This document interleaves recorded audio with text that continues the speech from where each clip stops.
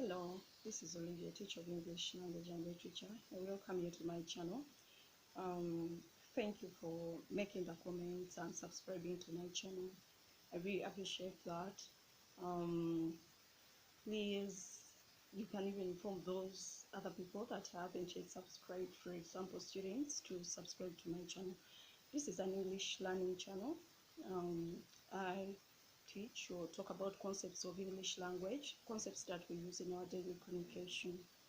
So last time I talked about adjectives, how you can arrange them in sentences for the sentences to be grammatically correct. Remember, when you're writing sentences, they are supposed to be grammatically correct. Even in your communication, it's very important to follow that up. So for today, I'm going to talk about something very simple. As you know, I've already posted more than 6 videos. There are those about idioms, those about making requests, adjectives, and so many others. So you can check my YouTube channel and get to watch all those videos. I believe you learn something new. So today I'm going to talk about something very simple, something that we use in our daily communication, and that is nouns. That is the concept that I'm going to talk about. Nouns are just names of things, people, and places. So when you're talking about people, things, or places, the words that we can use to refer to them are what we call nouns. So there are 2 types of nouns. We have the countable nouns and we also have the uncountable nouns. The countable nouns are the ones that we can count, while the uncountable nouns are the ones that we cannot count. So I'm going to look at the second part of it, or part B, uncountable nouns. These are names of things that we cannot count, or names or naming words that we cannot count. And when we are talking about them, we just use the singular form. For example, when it comes to using the verb to be, we just use is or was when we are talking about them. For example, there are so many things that we cannot count. When you're talking about water, fuel, milk, grass, hair, what else? Oil, washing powder. When you're talking about what else? Food.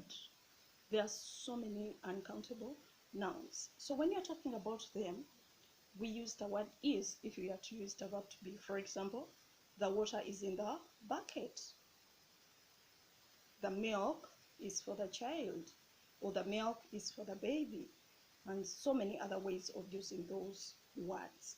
So we use the word is or was, that is in the past, that is if you're referring to them. But if you want to be specific, if you would like to know maybe the amount, that is the countable nouns that we can use before them to get to know the amount of what we may be talking about. For example, if you're talking about hair, you cannot say hairs. Instead, you can say, if you're talking about just one, for example, for those people that have long hair, you can say a strand of hair.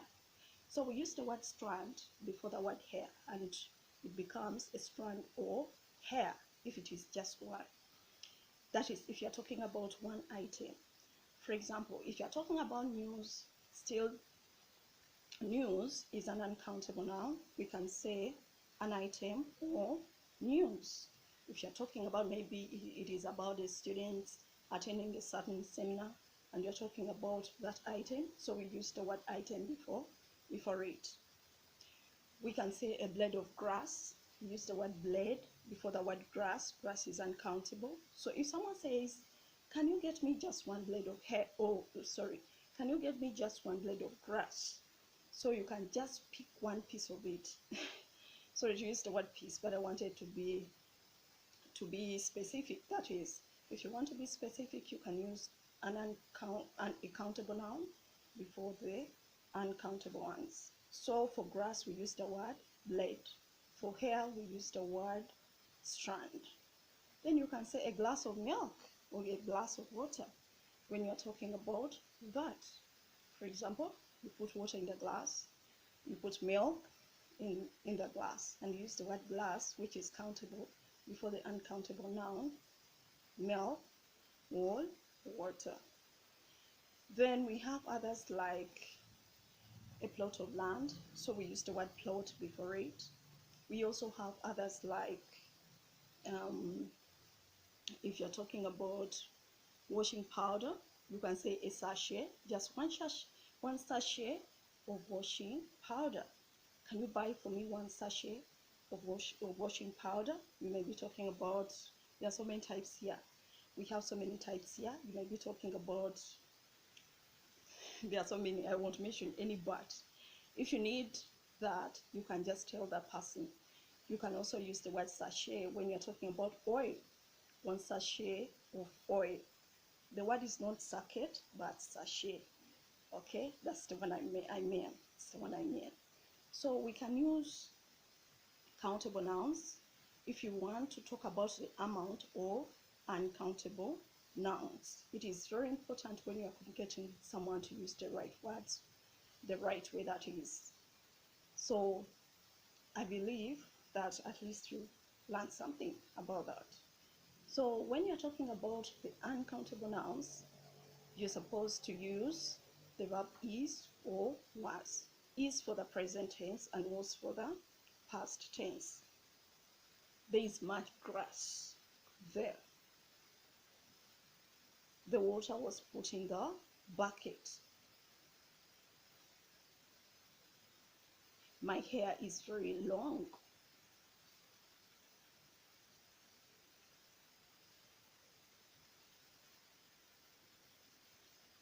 Can you cut this grass?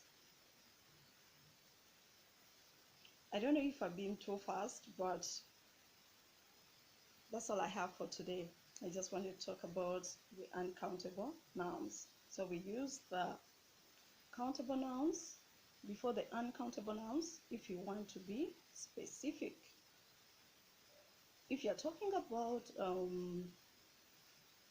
what else? Which other example can we talk about? If you're talking about those uncountable nouns, you can use the countable ones before them if you want to be specific. Remember, nouns are naming words, and there are two types of nouns: the countable nouns and the uncountable nouns. Thank you. I appreciate your viewing my videos. Please subscribe to my channel. This is an English learning channel. In case of anything, if you want to comment, say something about this channel, what you'd like me to talk about, because I pick out concepts about things that we use in our daily communication. Things, I mean aspects that we use in our daily communication. So if there is anything that you'd like me to talk about, you can just let me know in the comments, that is in the comments section. So that's all for today. Please do subscribe to my channel, like my videos, and I hope to record more videos for this channel. This is an English learning channel, and next time I'll be talking about phrasal verbs. We shall have a break concerning parts of speech, and I'll talk about phrasal verbs. They are also very important, and we sometimes use them in our daily communication. My name is Olivia, a teacher of English language and literature. Thank you.